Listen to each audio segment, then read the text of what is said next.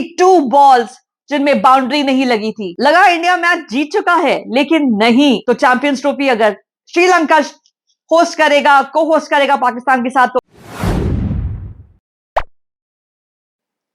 कहने को तो इंडिया की टीम T20 क्रिकेट में वर्ल्ड चैंपियंस है और वनडे क्रिकेट में रनर्स अप हैं, लेकिन अगर आप मुझसे पूछें तो कहीं ना कहीं ये जो कैलिबर है हमारी टीम का, उस हिसाब से हम नहीं खेल पा रहे। इवन T20s में श्रीलंका की जो नई टीम है उसने हमें काफी फाइट दी, और आज का वनडे उठा के देख लीजिए, it was Sri Lanka that deserved to win. Unfortunately for Sri Lanka, they could only manage a draw. But India की team has a lot to learn from this match. बहुत कुछ सीखने की जरूरत है, बहुत कुछ समझने की जरूरत है कि कहां क्या गलती हुई।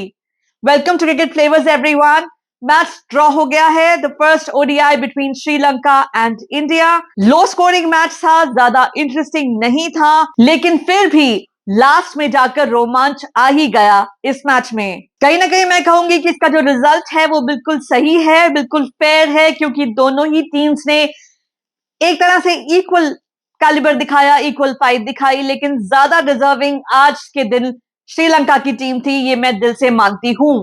Even though I am an Indian cricket fan, I am an Indian, और इसके लिए मैं जिम्मेदार मानती हूं अपनी इंडियन टीम को। हम वो पहले जैसा खेल नहीं दिखा पा रहे, जिस तरह से डोमिनेट हम करते थे 23 वर्ल्ड कप में, जिस तरह से हमने डोमिनेट किया था हर टीम को, और श्रीलंका को तो बहुत ज्यादा Asia cup final as well as 23 world cup में। लेकिन ये श्रीलंका की टीम अपने होम ग्राउंड में बहुत अच्छे से जीतना जानती है, और इसीलिए आज इतना कड़ा मुकाबला दिया इंडिया की टीम को। टॉस जीतकर पहले बल्लेबाजी का फैसला किया था श्रीलंका के कैप्टन ने, और ये बहुत अच्छा साबित हुआ, because what they wanted from the match they got it. Initially बहुत संभाल के बैटिंग करी, बिकॉज टफ पिच थी। वी ऑल नो कोलंबो की pitch is known for its spin.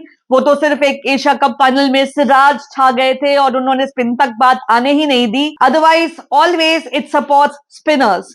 और आज के मैच में इंडिया के स्पिनर्स कुछ खास काम नहीं कर पाए। अक्षर Patel was good, but Kuldeep जो हमारे चाइनामैन बॉलर है बहुत अच्छी तरह से इफेक्टिव होते हैं इस पिच पर, मोस्टली डेंजरस होते हैं, लेकिन आज वो कुछ खास नहीं कर पाए। इनिशियली इंडिया ने श्रीलंका को सिर्फ 150 रन पर आई थिंक 5 या 6 विकेट तक पहुंचा दिया था, लेकिन उसके बाद श्रीलंका ने कहीं ना कहीं बाजी मार दी, क्योंकि उन्होंने इस टोटल को काफी ऊपर तक पहुंचा दिया, जो शायद लग रहा था कि 180 से ऊपर नहीं जाना चाहिए था। इस पिच पर हमारी बॉलिंग और इफेक्टिव होती तो ऐसा होता भी, लेकिन बिल्ला लगे निस्सांका और उनकी पार्टनरशिप जो हसरंगा के साथ लगी थी, उसने मेक श्योर किया कि टोटल रीच्ड अप टू 230, और वो एक काफी फाइटिंग टोटल हो चुका था। और जैसा कि हमें पता चल गया जब इंडिया की batting I, openers Rohit Sharma and Gill, जिसमें रोहित शर्मा के अंदाज में ही खेले, बहुत बढ़िया खेले।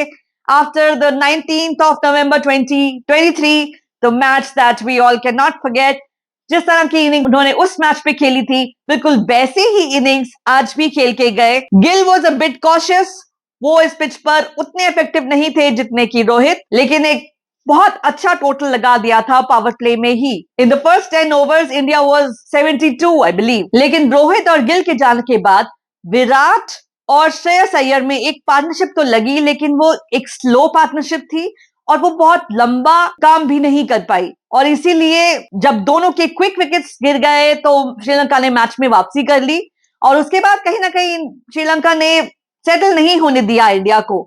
हाँ, अक्षर और राहुल के बीच में जो पार्टनरशिप लगी वो डेफिनेटली एक स्पेशल पार्टनरशिप थी, लेकिन उनके भी विकेट्स क्विक विकेट्स ले लिए। Hasaranga was really effective at that time and so was Hasaranga, और स्पिनर्स अपना कमाल दिखा रहे थे।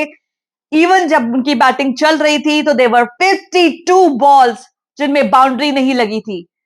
फाइनली 52 बॉल्स के बाद बाउंड्री आई और थोड़ा पेस पिकअप हुआ, लेकिन उसी के इमीडिएटली बाद दोनों के विकेट्स बैक टू बैक गिरने के कारण फिर इंडिया एक स्पॉट ऑफ बॉर्डर में आ गया। उस टाइम पर तो ऐसा लग रहा था कि मैच डेफिनेटली श्रीलंका के हाथ में है, लेकिन फिर आए दुबे और अक्षर, और उन्होंने भी पारी को काफी संभालने की कोशिश की, और काफी हद तक संभाल भी लिया। मैच का हाल जो था उस समय भी बॉल ज्यादा थे और रन्स कम थे, तो अगर रन अप बॉल खेलते तो जीत भी जाते, यही सोचकर शायद स्लो एंड स्टेडी खेल रहे थे।